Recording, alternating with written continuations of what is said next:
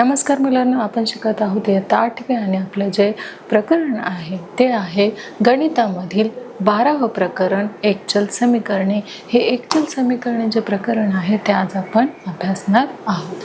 तर पहा मुलांनो, एकचल समीकरणे हे जे आपलं 12वे प्रकरण आहे त्यामध्ये आपण काय काय शिकणार आहोत, तर एकचल समीकरणे यामध्ये आपण अभ्यासणार आहोत की एकचल समीकरणांची जी उकल आहे ती दिलेल्या माहितीसाठी तसेच चल वापरून ती माहिती वैदिक राशीत लिहून शाब्दिक उदाहरणे जे आहेत ते आपल्याला या पाठामध्ये सॉल्व करायचे आहेत। तर ते आपण अभ्यासणार आहोत।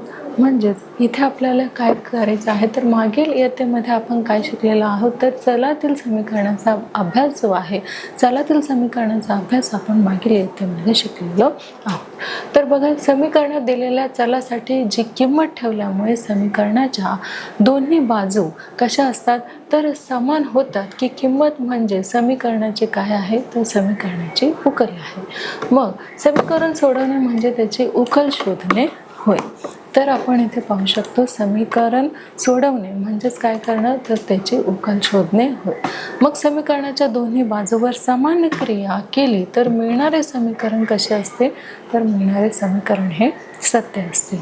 या गुणधर्माचा वापर करून आपण नवीन सोपी समीकरणे तयार करून दिलेली समीकरणे जी आहेत ती देखील आपण या पाठामध्ये अभ्यासणार आहोत। तर पहा मुलांनो, काही समीकरणांचा अभ्यास जो आहे अगदी सोप्या पद्धतीने आपण या पाठामध्ये अभ्यासणार आहोत।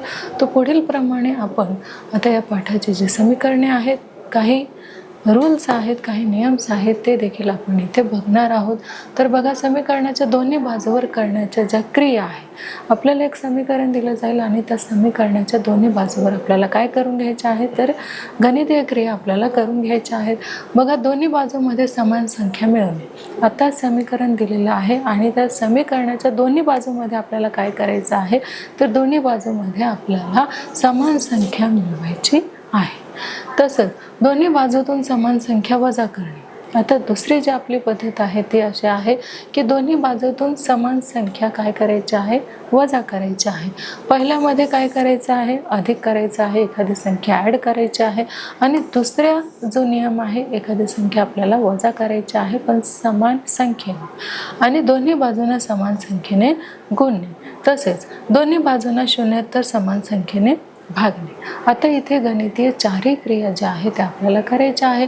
पहिलं आहे मिळवणे म्हणजेच बेरीज करणे, दुसरं आहे वजा करणे, तिसरं आहे आपलं गुणणे आणि चौथं आहे आपलं भागणे। तर ह्या चारही प्रक्रिया ज्या आहेत त्या आपल्याला करून समीकरण जे आहेत पुढच्या आपल्याला ते सोडवायचे आहे। तर बघा, आपण ह्या चारही क्रिया करून काय केलेलं आहे, तर हे उदाहरणे जे आहेत, दिलेले उदाहरणे जे आहेत ते सोडवून घेतलेले आहे।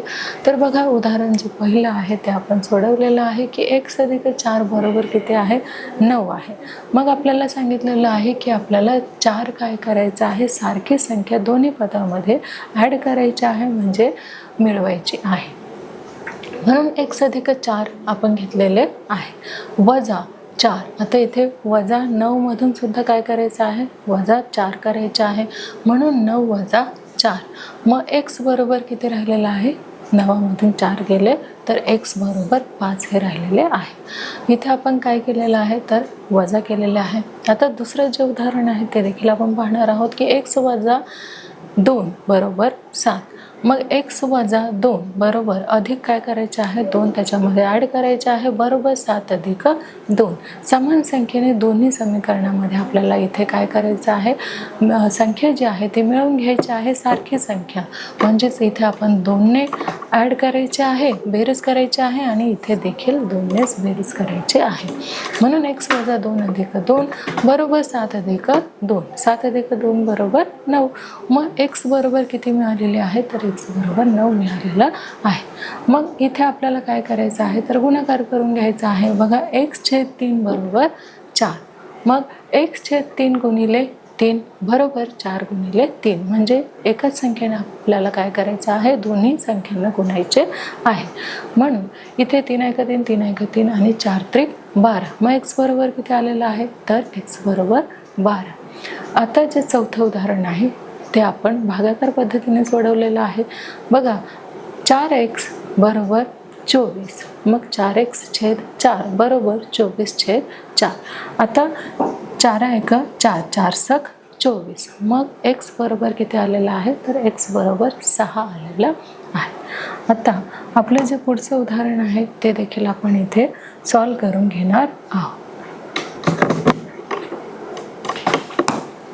तर पहा मुलांना, आपण बेरीज करून, वजाबाकी, गुणाकार आणि भागाकार ह्या चारही क्रिया करून आपण दिलेले समीकरणे सोडवलेले आहेत. आता बघा, कधी कधी समीकरण सोडवण्यासाठी त्यावर एकापेक्षा जास्त क्रिया कराव्या लागतात. अशा समीकरणाच्या दोन्ही बाजूवर क्रिया करून उकल काढण्याचे काही प्रकार जे आहेत ते आता आपण अभ्यासणार आहोत. तर बघा, उदाहरण 1 त्यासाठी आपल्याला दिलेलं आहे की 2 कंसामध्ये x वजा 3 बरोबर 3/5 कंसामध्ये x अधिक 4 कंस पूर्ण. मग दोन्ही बाजूंना आपल्याला काय करायचं आहे, 5 ने इथे गुणायचं आहे. म्हणून 10 कंसामध्ये x वजा 3 बरोबर 3 कंसामध्ये x अधिक 4. मग 10x वजा 10 30 बरोबर 3x 3 चौक 12 3 चौक अधिक 12. दोन्ही बाजूत आता आपल्याला किती मिळवायचे आहेत तर 30 हे मिळवून घ्यायचे आहे. म्हणून 10x वजा 30 अधिक 30 मिळवायचे आहे. 30 मिळवायचे आहे. एकच संख्या आपल्याला काय करायची आहे, दोन्ही समीकरणामध्ये मिळवून घ्यायचे आहे. बरोबर 3x अधिक 12 अधिक 30.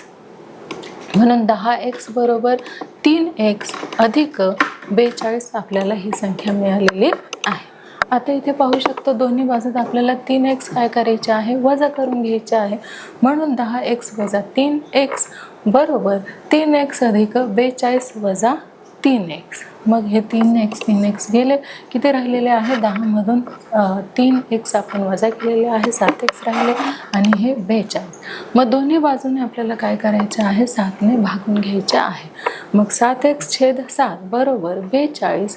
मग 7 7 आणि 7 सक 42. म्हणून x बरोबर किती तर x बरोबर 6 आलेलं आहे.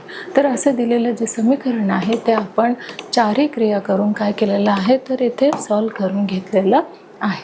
आता पुढचे काही उदाहरणे आपण बघणार आहोत आणि ते देखील याच पद्धतीने आपण काय करणार आहोत तर सॉल्व करून घेणार आहोत. तर पहा मुलांना, इथे आपलं जे दुसरं एक्झाम्पल आहे ते आपण घेतलेलं आहे की 9x वजा 4 बरोबर 6x अधिक 29. मग दोन्ही बाजू 4 आपल्याला मिळवायचे आहे. दोन्ही बाजूमध्ये आपल्याला किती मिळवायचे आहे तर 4 हे मिळवायचे आहे. मग बघा, 9x वजा 4 अधिक 4 बरोबर 6x अधिक 29 अधिक 4 बरोबर 9x बरोबर 6x अधिक 33. मग दोन्ही बाजूतून 6x जे आहे ते आपल्याला वजा करायचे आहे. म्हणून ते आपण 6x वजा केलेले आहे दिलेल्या समीकरणातून. म्हणून 9x वजा 6 बरोबर 6x अधिक 33 वजा 6x. म्हणून 3x बरोबर किती आलेले आहे 33. मग दोन्ही बाजूंना 3 ने आता आपल्याला काय करायचं आहे तर दोन्ही बाजूंनी आपल्याला 3 ने भागायचं आहे. म्हणून 3x/3 बरोबर 33/3. मग x बरोबर किती आलेले आहे तर 11. 3 1 3 आणि 3 11 33. म्हणून x बरोबर आलेलं आहे आपलं 33. तर अशा पद्धतीने आपण हे देखील समीकरण सॉल्व करून घेतलेलं आहे. आणि आता आपण पुढचं देखील समीकरण इथे पाहणार आहोत. तर पहा मुलांना, आपलं जे तिसरं समीकरण आहे ते आहे 2/3 अधिक 5a बरोबर 4. पहिल्या रीतीनुसार आपण आधी हे समीकरण सोडून घेतलेलं आहे. बघा, 2/3 अधिक 5a बरोबर प्रत्येक पदाला 3 ने आपल्याला गुणायचं आहे. म्हणून 3 गुणिले 2/3 अधिक 3 गुणिले 5a बरोबर 4 गुणिले 3. आपण प्रत्येक पदाला काय केलेलं आहे 3 ने गुणून घेतलेलं आहे. म्हणून 2 अधिक 5 15a बरोबर 4 12. मग 15a 12 वजा 2 तर किती आलेलं आहे पहा, 15a बरोबर 10. a बरोबर 10/15. मग a बरोबर किती आलेलं आहे तर 2×5 10 आणि 3×5 15. म्हणून 2/5 a बरोबर किती आलेलं आहे तर 2/5 हे आलेलं आहे. आता हेच जे समीकरण आहे ते आपण रीत 2 नुसार सुद्धा सॉल्व करून घेतलेलं आहे. तर आता आपली जी दुसरी रीत आहे तेच समीकरण आपल्याला सॉल्व करायचं आहे, पण दुसऱ्या रीतीने आपण हे सॉल्व करून घेतलेलं आहे. बघा दोन्ही बाजूतून 2/3 वजा आपल्याला करून घ्यायचे आहेत.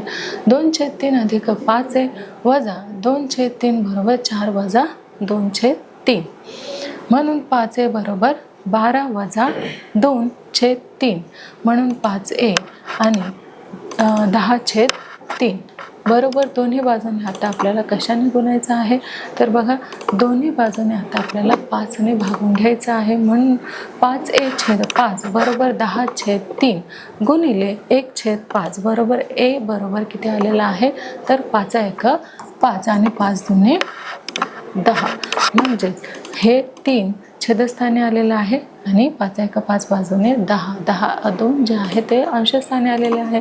म्हणून बरोबर 2/3 आपलं हे उत्तर आलेलं आहे. आता पुढील काही समीकरणे देखील आपण काय करणार आहोत, तर ते देखील आपण इथे सॉल्व करून घेणार आहोत.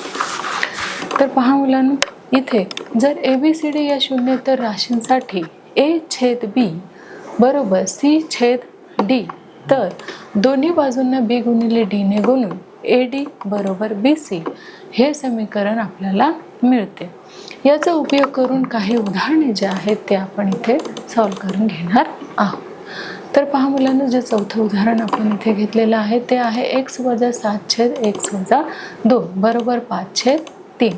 मग याचे उकल आपण इथे केलेले आहे. x - 7/x - 2 बरोबर 5/4 म्हणून 4x 4 कंसामध्ये x - 7 बरोबर 5 कंसामध्ये x - 2 कंस पूर्ण म्हणून 4x बरोबर 28 4 7 28 5x आणि 5 दुने 10 वजा 10. मग 4x वजा 5x बरोबर वजा 10 अधिक 28.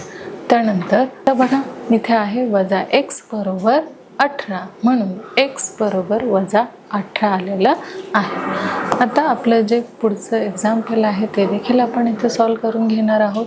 तर पहा मुलांनो, इथे आपण पाहिलेलं आहे की जे 5वं उदाहरण आहे ते आहे 8m - 1/2m अधिक 3 बरोबर किती आलेलं आहे, 2 आलेलं आहे. 8m - 1/2m अधिक 3 बरोबर किती, तर 2/1. मग 1 कंसामध्ये 8m - 1 बरोबर 2 आणि कंसामध्ये 2m अधिक 3. मग 8m - 1 बरोबर 4m आणि अधिक 6 म्हणून 8m - 4m बरोबर 6 अधिक 1. मग 4m बरोबर 7 तर किती आलेले आहे, m बरोबर 7/4 हे आलेलं आहे. आणि आपण पुढचं देखील एक्झाम्पल जे आहे ते आपण इथे सॉल्व करून घेणार आहोत. तर बघा आपलं जे 6वं एक्झाम्पल आहे ते आपण इथे सॉल्व करून घेतलेलं आहे. ते असं आहे की y/7 अधिक y वजा 4/3 बरोबर 2 हे आपलं समीकरण आहे. पहिल्या पदाला आपल्याला 3ने व दुसऱ्या पदाला आपल्याला 7ने काय करायचं आहे, गुणून घ्यायचं आहे. मग बघा 3y अधिक 7y वजा 28/21 बरोबर किती आलेले आहे, तर 2 आलेले आहे. म्हणून 3y अधिक 7y वजा 28 बरोबर किती, तर 42. मग 10y बरोबर 60 आणि आपण 60ला जर 10ने भागितलं तर उत्तर किती येतं, तर y बरोबर 6 हे उत्तर आपलं आलेलं आहे. आपण पुढचं देखील आता इथे एक्झाम्पल पाहणार आहोत. 7वं जे एक्झाम्पल आहे ते आपण इथे सॉल्व करून घेतलेलं आहे. बघा 3 कंसामध्ये y अधिक 8 बरोबर 10 कंसामध्ये y वजा 8 कंस पूर्ण अधिक 8 तेच समीकरण आपण इथे लिहून घेतलेलं आहे. म्हणून 3y वजा 10y बरोबर वजा 32 वजा 24. मग 7y वजा 7y बरोबर वजा 56. मग आपल्याला 7×8 56 असा भागाकार करून आपण घेतलेला आहे. y बरोबर आलेला आहे 8. y बरोबर किती आलेला आहे, तर 8 आलेला आहे. तर पुढच्या काही गोष्टी आहेत ज्या आपण समजून घेणार आहोत. तर तर इथे आपण पाहू शकतो की शाब्दिक उदाहरणातील दिलेल्या माहितीसाठी चल वापरून ती माहिती वैदिक राशीमध्ये आपल्याला रूपांतरित करायची आहे. ती कशी करायची आहे, तर माझ्या बाबाचे वय माझ्या वयापेक्षा 32 वर्ष जास्त आहे. बाबांचे वय काय, x अधिक 32 वर्ष. मग माझ्या मित्राचे वय माझ्या वयाच्या निम्म्यापेक्षा 5 वर्षे जास्त आहे. मित्राचे वय x अधिक x/2 अधिक 5 वर्ष. त्यानंतर माझ्या आजीचे वय माझ्या वयाच्या चौपटीपेक्षा 10 वर्ष कसे आहे, तर जास्त आहे. मग हे कसं येणार आहे की आजीचे वय कंसामध्ये 4x अधिक 10. मग माझे वय काय आहे, x वर्ष आहे. त्यानंतर माझ्या बहिणीचे वय माझ्यापेक्षा 4 वर्षांनी कमी आहे. बहिणीचे वय x वजा 4. कमी असेल तर वजाचं चिन्ह, अधिक असेल तर जास्त असेल तर अधिकचं चिन्ह. मग माझ्या आईचे वय माझ्या वयाच्या 3 पट आहे. तर आईचे वय बरोबर 3x वर्ष. मग आधी दिलेल्या माहितीनुसार आपल्याला काय करायचं आहे, तर मित्राचे वय जर 12 वर्ष असेल तर मग माझे वय किती, हे आपल्याला इथे हे काय आहेत, तर हे सगळे शाब्दिक उदाहरणं आहेत. जे शाब्दिक उदाहरणं आपण इथे सॉल्व करून घ्यायचे आहे. तर बघा माझे वय आहे x वर्ष, हे काय झालेले आहे, तर हे सगळे शाब्दिक उदाहरण आपण इथे सॉल्व करून घेतलेले आहेत. तर बघा मित्राचे वय x/2 अधिक 5 हे आहे. मित्राचे वय x/2 अधिक 5 बरोबर किती झाले आहे तिथे, तर बरोबर 12 हे आपल्याला समीकरणामध्ये दिलेलं आहे. त्यानंतर आपण x अधिक 10 बरोबर 24 हे प्रत्येक पदाला आपल्याला काय करायचं आहे, तर 2 ने गुणायचं आहे. म्हणून x बरोबर 10ला आपण कशाने गुणलेलं आहे, तर 2 ने गुणलेलं आहे. म्हणून 24 वजा 10 आणि x बरोबर किती आलेलं आहे, 24 मधून वजा आपण 10 केले तर 14 आलेलं आहे. मग माझे वय 14 वर्ष आहे. यावरून वरील माहितीवरून इतर व्यक्तींची माहिती जी आहे ती आपल्याला काढता येते. म्हणजेच अशा पद्धतीनेच आपल्याला शाब्दिक उदाहरणं जे आहे ते आपल्याला सॉल्व करता येणार आहे. मग पुढील माहितीच्या आधारे देखील आपण काय करणार आहोत, तर चौकटीत योग्य संख्या जी आहे ही कृती आपल्याला करायची आहे. बघा रुंदीची तिप्पट किती आहे, लांबी मी आयत आहे, माझी परिमिती 40 सेंटीमीटर आहे. तर आपल्याला याचं काय करायचं आहे, रुंदी काढायची आहे आणि लांबी काढायची आहे. तर आयताची परिमिती किती आहे, इथे दिलेली आहे 40. म्हणून 2 कंसामध्ये 3x अधिक 1x बरोबर किती आलेलं आहे, 40. मग 2 गुणिले 4x बरोबर 40. तर 8x बरोबर 40. मग जर आपण 8ने 40ला भागितलं तर 8 पंचे 40. मग x बरोबर किती आलेलं आहे, तर 5 आलेलं आहे. मग आयताची रुंदी किती आलेली आहे, तर आयताची जी रुंदी आहे ती x बरोबर 5 सेंटीमीटर आलेली आहे व आयताची जी लांबी आहे ती किती आलेली आहे, तर 15 सेंटीमीटर आलेले आहे. तर पुढील प्रमाणे देखील काय करणार आहोत, तर आपण काही शाब्दिक उदाहरणं जे आहेत ते इथे आपण सोडवून घेणार आहोत. तर बघा आपलं जे पहिलं शाब्दिक उदाहरण आहे ते आहे जोसेफचे वजन त्याच्या लहान भावाच्या वजनाच्या दुप्पट आहे. दोघांचे मिळून वजन 63 किलोग्राम आहे. तर जोसेफचे वजन आपल्याला काढायचं आहे. मग जोसेफच्या लहान भावाचे वजन x किलोग्राम आपण मानायचं आहे. मग जोसेफचे वजन त्याच्या भावाच्या वजनाच्या दुप्पट म्हणजे 2x. तर दिलेल्या माहितीवरून x अधिक 2x बरोबर किती, तर 63 बरोबर किती आहे, वजन 63 आहे. म्हणून 3x बरोबर 63. आता 63ला आपल्याला काय करायचं आहे, 3ने भागायचं आहे. म्हणून x बरोबर किती, तर 21. तर जोसेफचे जे वजन आहे 2x बरोबर 2 गुणिले 21. 21 दुणे 42 किती आलेलं आहे, त्याचं वजन जे आहे 21 दुणे 42 किलोग्रॅम एवढं आलेलं आहे. आता जे पुढचं उदाहरण आहे ते देखील आपण इथे बघणार आहोत. तर बघा आपलं जे पुढचं उदाहरण आहे, एका अपूर्णांकाचा अंश त्याच्या छेदापेक्षा 5ने मोठा आहे. अंश व छेद यामध्ये प्रत्येकी 4 मिळवल्यास 6/5 हा अपूर्णांक मिळतो. तर तो अपूर्णांक आपल्याला इथे काढायचा आहे. बघा तो अपूर्णांक आपण इथे काढून घेतलेला आहे. अपूर्णांकाचा छेद आपल्याला x मानायचा आहे. त्या अपूर्णांकाचा अंश छेदापेक्षा 5ने कसा आहे, तर जास्त म्हणजे x अधिक 5 इथे आपलं येईल. मग तो अपूर्णांक x/5 हा आहे.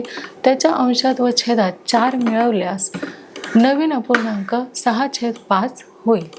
म्हणून x+5+4 बरोबर किती आलेलं आहे तर 6/5. म्हणून 5 x+9 बरोबर 6 x+4.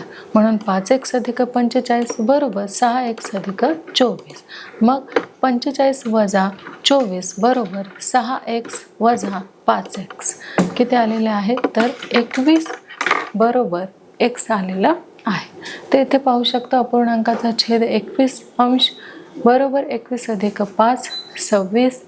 तो अपूर्णांक काय आलेला आहे तर 26/21 हा अपूर्णांक आलेला आहे.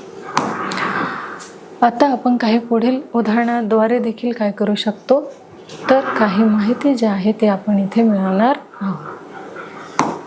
आपण इथे पाहू शकतो की आपल्याला जे तिसरं उदाहरण दिलेलं आहे ते आहे रत्ना जवळची रक्कम रफिक जवळच्या रकमेच्या तिपटीपेक्षा 200 रुपयांनी जास्त आहे. रत्नाजवळचे 300 रुपये घेऊन रफिकला दिले तर रत्नाजवळची रक्कम रफिक जवळच्या रकमेच्या 7/4 पट होते. तर रफिक जवळची मूळ रक्कम किती होती? मूळ रक्कम काढण्यासाठी खालील कृती आपल्याला करायची आहे. तर ते आपण इथे करून घेतलेले आहे. बघा उकल कशी केलेली आहे आपण. तर रत्नाजवळची रक्कम रफिक जवळच्या असलेल्या रकमेच्या तिपटीपेक्षा 200 रुपयांनी कशी आहे जास्त आहे. म्हणून रफिक जवळची रक्कम आपण माहिती नाही म्हणून ती x मांडणार आहोत आणि रत्नाजवळची रक्कम 3x अधिक 200 रुपये रत्नाकडचे 300 रुपये घेऊन रफिकला आपल्याला द्यायचे आहे. म्हणून रत्नाजवळ उरले 3x अधिक 200 वजा 300 म्हणजेच 3x वजा 100 रुपये. मग रफिक जवळ झाले x अधिक 300 रुपये आणि रत्नाजवळची नवीन रक्कम ही रफिक जवळच्या रकमेपेक्षा किती झालेली आहे 7/4 पट ती आहे. आणि आता आपण पाहू शकतो पुढील हे जे शाब्दिक उदाहरण आहे ते आपण अशा प्रकारे सोडवलेलं आहे. तर पहा मुलांनो रत्नाजवळची रक्कम छेद रफिक जवळची रक्कम बरोबर 7/4. मग 3x वजा 100 छेद x अधिक 300 बरोबर 7/4. मग याला आपण तिरकस गुणाकार केलेला आहे. 4 कंसामध्ये 3x वजा 100 बरोबर 7 कंसामध्ये x अधिक 300. मग 12 4×12x बरोबर वजा 400 आपण घेतलेलं आहे. मग 7x बरोबर 2100 आलेलं आहे. त्यानंतर 12x वजा 7x बरोबर 2100 अधिक 400 किती होतात 12मधून आपण 7 कट केले तर 5x बरोबर 21 आणि 400 होतात 2500. मग x बरोबर किती आलेलं आहे तर 500. मग रफिक जवळ किती होते तर रफिक जवळ 500 रुपये होते. किती होते रफिक जवळ तर 500 रुपये होते. तर अशा प्रकारे आपण काय केलेलं आहे तर जे उदाहरण आहे रफिकचं ते आपण सोडून घेतलेलं आहे. आता जे पुढचं एक उदाहरण आहे ते देखील आपण शाब्दिक उदाहरण इथे सॉल्व करून घेणार आहोत. तर इथे आपण पाहू शकतो एक शाब्दिक उदाहरण आपल्याला दिलेलं आहे. ते असं आहे की 3 क्रमागत नैसर्गिक संख्येपैकी सर्वात लहान संख्येचे 5 पट सर्वात मोठ्या संख्येच्या चौपटीपेक्षा 9 ने अधिक आहे. तर त्या संख्या कोणत्या? मग उकल आपली अशी 3 क्रमागत नैसर्गिक संख्या जी आहे ती आहे x अधिक 1 x अधिक 2 असे आपण मानू. मग दिलेल्या माहितीनुसार काय आहे तर 5x बरोबर 4 कंसामध्ये x अधिक 2 कंस पूर्ण अधिक 9. मग 5x बरोबर 4x अधिक 8 अधिक 9 4 दुने 8 आपण इथे घेतलेले आहे. मग 5x वजा 4x बरोबर 8 आणि 9 17.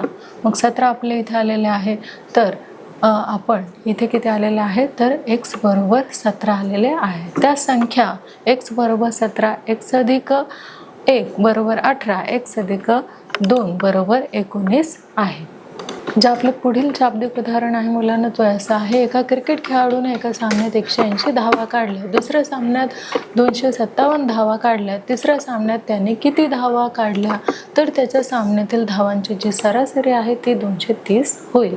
मग क्रिकेट खेळाडूच्या तिसऱ्या सामन्यातील धावा आपण A मानूया आणि तिन्ही सामन्यातील धावांची सरासरी जी आहे ती 230 एवढी आहे. मग दिलेली जी माहिती आहे आपण ती इथे मांडून घेणार आहोत. 180 अधिक 257 अधिक x छेद 3 बरोबर किती आहे तर 230 ही आहे दिलेली माहिती. मग बरोबर 437 अधिक x बरोबर 690. x बरोबर 690 वजा 437 बरोबर वजाबाकी किती आलेले आहे x बरोबर 253. मग तिसऱ्या सामन्यात खेळाडूचे 253 एवढ्या ज्या धावा आहेत त्या झालेल्या आहेत. आता पुढचं उदाहरण जे आहे ते देखील आपण इथे घेतलेलं आहे आणि ते देखील आपण इथे सॉल्व करून घेणार आहोत. बघा, सुधीरचे वय वीरूच्या वयाच्या तिपटीपेक्षा 5ने जास्त आहे. अनिलचे वय सुधीरच्या वयाच्या निमपट आहे. सुधीरचे वय व वीरूचे वय यांच्या वयांची बेरीज व अनिलच्या वयाचे तिप्पट यांचे गुणोत्तर कसे आहे तर 5/6 आहे. तर वीरूचे वय आपल्याला इथे काढून घ्यायचे आहे आणि वीरूचे वय आपण इथे काढून घेतलेले आहे. बघा, त्याचे उकल आपण अशी इथे केलेले आहे की वीरूचे वय आपल्याला माहीत नाही म्हणून आपण ते x मानलेले आहे. सुधीरचे वय माहिती आहे 3x अधिक 5 वर्षे एवढे आहे. मग अनिलचे वय बरोबर 3x अधिक 5/2 वर्ष. मग दिलेली माहिती जी आहे ते आपण इथे घेतलेली आहे. 3x अधिक 5 अधिक x छेद 3 कंसामध्ये 3x अधिक 5/2 बरोबर 5/6. त्यानंतर दिलेल्या माहितीनुसार आपण इथे काय केलेले आहे तर इथे आपण मांडून घेतलेलं आहे. तर पहा मुलांनो, इथे 2 कंसामध्ये 3x अधिक 5 अधिक x छेदामध्ये 9x अधिक 15 बरोबर 5/6. मग म्हणून 6x 3 दुने 6x अधिक 5 दुने 10 अधिक 2 छेदामध्ये 9x अधिक 15 आणि 5/6 आपण घेतलेले आहेत. म्हणून 6 कंसामध्ये 6x अधिक 10 अधिक 2x कंस पूर्ण दुसऱ्यामध्ये 5 कंसामध्ये 9x अधिक 15 हे आपण इथे घेतलेले आहेत. त्यानंतर पुढचे जे स्टेप आहे ते आपण पुढील प्रमाणे सॉल्व करून घेतलेले आहे. बघा, 36x अधिक 60 अधिक 12x बरोबर 45 अधिक 75 15 75 आपण इथे घेतलेले आहेत. म्हणून इथे 48 इथे आपण घेतलेले आहे. 48x वजा 45 बरोबर 75 वजा 60. मग 3x बरोबर किती तर 15.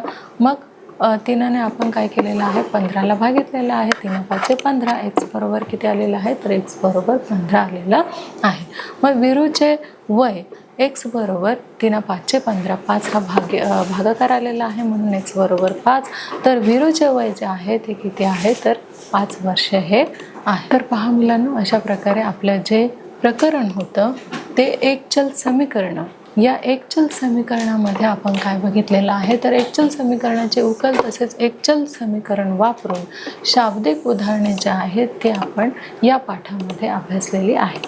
बघा, एकचल समीकरण या पाठामध्ये आपण शाब्दिक उदाहरणाचा देखील अभ्यास केलेला आहे आणि समीकरणाचे जे एकचल समीकरणांचे जे उदाहरणे आहेत ते देखील आपण इथे अभ्यासलेली आहे.